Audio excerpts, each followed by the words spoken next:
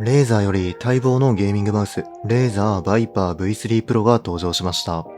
右側のバイパー V2 Pro は約2年前の発売から今までトップティアの一枠を埋めているマウスだったんですが、なんと V3 では形状が変更され、さらにはいくつかの改良が加えられています。早速性能から検証していきます。ポーリングレートは 125Hz から 8000Hz まで6段階で選択できます。付属のドングルだけで 8000Hz まで使えるっていうのは分かりやすくていいと思います。ゲームを起動した時だけポーリングレートを自動で切り替えるというかなり便利な機能が追加されています。例えば普段は 1000Hz、ゲーム起動時だけ 8000Hz などに設定しておけば、バッテリーが爆速で切れるのを防げます。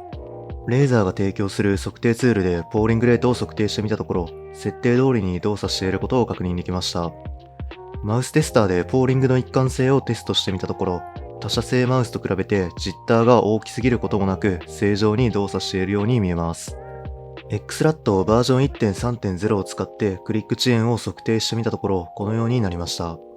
結果としてはバイパー V2 Pro やデスアダー V3 Pro と同等です。他のマウスと比較するとこのようになります。8000Hz 設定時のクリック遅延はわずか 0.4ms で、大半のゲーミングマウスよりも高速です。光学式スイッチを採用してるんで、この応答速度でチャタリングも起きないっていうのは強みになります。ポーリングレートごとのバッテリー持続時間はこの通りです。1000Hz や 2000Hz では長時間使い続けられ、4000Hz までは割と効率がいいです。ただ 8000Hz だと思ったよりも持たないなっていう印象です。充電さえ忘れなければ一日中使い続けられるので十分かなと思います。センサーは初搭載の第2世代レーザーフォーカスプロ 35K です。マウスを 0.001mm 単位で動かせる機材を使って測定してみたところ、G Pro X Super Lite 2の 800dpi との差は 0.5% 未満にとどまりました。DPI 偏差はなく正確にトラッキングできています。他社製マウスと DPI を合わせる感度マッチャーという機能が実装されているので、他のマウスとの DPI ズレが気になる場合、これを使って対策することができます。次に形状について見ていきます。バイパーシリーズは V2 Pro から V3 Pro で形が変わりました。ワイパー V3 Pro は V2 Pro と比べて少し幅が狭くなっています。あと横から見た時にわかるのが全体的に高さが出ていることです。正直実際に持った時のサイズ感はあんまり変わってないと思います。V2 Pro の幅が広すぎると感じたり、もう少し高さが欲しいなって感じてた人に合うと思います。G Pro X Super Lite と比較するとこんな感じになります。こうやって見ると多分結構わかりやすいんですけど、G Pro X Super Lite よりも本体後部のコブが高くて丸みを帯びてます。実際に持った時に手のひらに主張してくる感じです。持ち比べると G Pro X Super Lite よりもちょっとだけ大きく感じます。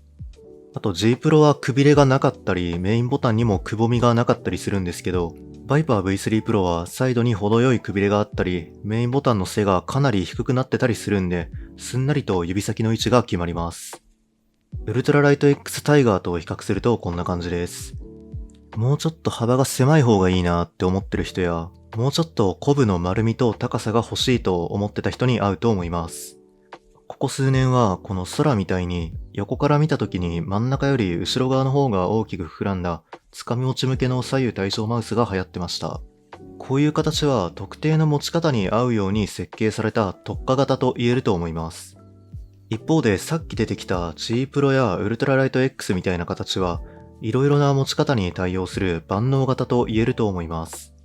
この Viper V3 Pro は特化型と万能型の両方の性質を兼ね備えています。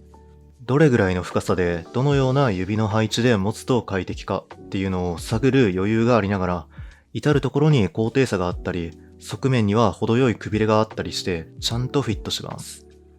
なので万能型だと持ち方が定まりづらい、もしくは特化型で自分の持ち方には合わない。Viper V3 はこういう不満を解消してくれるとてもよく考えられた形になっていると感じました。本体重量は 55g です。サイズの割にはそれなりに軽いんですけど、作りはかなりしっかりとしています。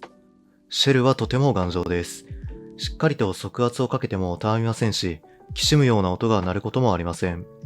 マウス操作時に力が入りがちな人でも安心して使えると思います。重心は真ん中あたり、センサー付近にあります。重さに偏りはなく、バランスがいいように感じます。個人的にとても大きいのが、コーティングが改善されたことです。しっとり滑らかな質感で心地よく、表面は滑りづらく、跡も残りづらいです。指先や手のひらが引っかかりすぎず、一度決めた位置で保持できるぐらいの十分なグリップ力があります。これならグリップテープはいらないなって感じてます。バイパー V2 Pro は正直表面が滑りやすすぎて、こうやってグリップテープで対策することが前提になっていたように思います。なので、ここは改善されて本当に良かったです。センサーの位置が改善されました。バイパー V2 Pro はちょっと後ろに寄ってて不評だったんですけど、V3 Pro は真ん中に来るように調整されてます。センサーの位置を基準にして持ち方を決めるという人にとってはかなりいい改善だと思います。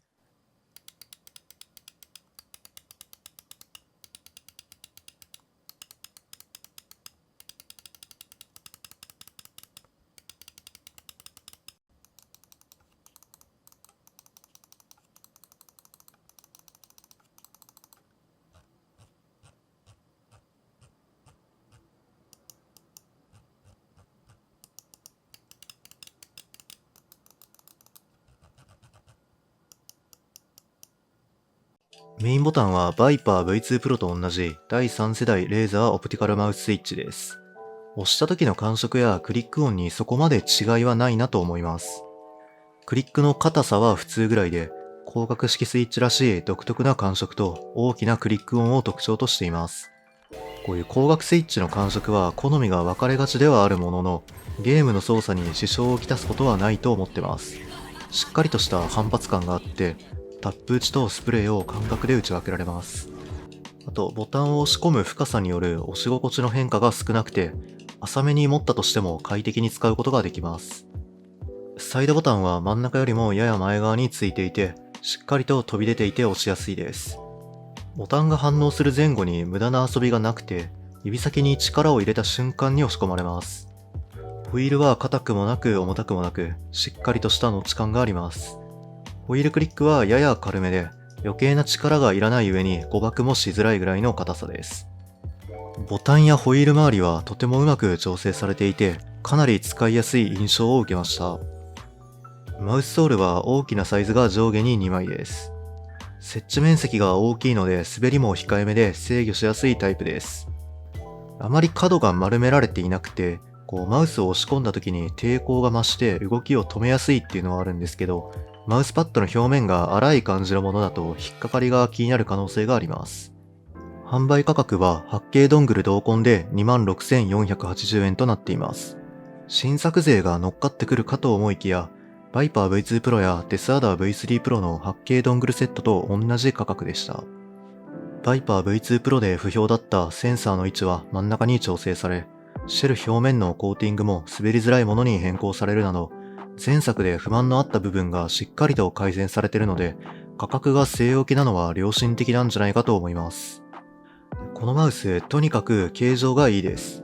あらゆる持ち方に対応するマウスの良さと、特定の持ち方に最適化されたマウスの良さ、その両方を兼ね備えています。このサイズ感で 55g っていうのは十分に軽くて使いやすいと思います。シェルの作りもしっかりとしていて、バッテリー持ちも十分です。8K だとあんまり持たないっていうのは懸念点かなと思います。正直このマウスの形状と重量さえ合うなら、これを選んでおけば間違いないと思わせる内容にはなっています。間違いなく今年のベストリリースの一つに入ってくると思います。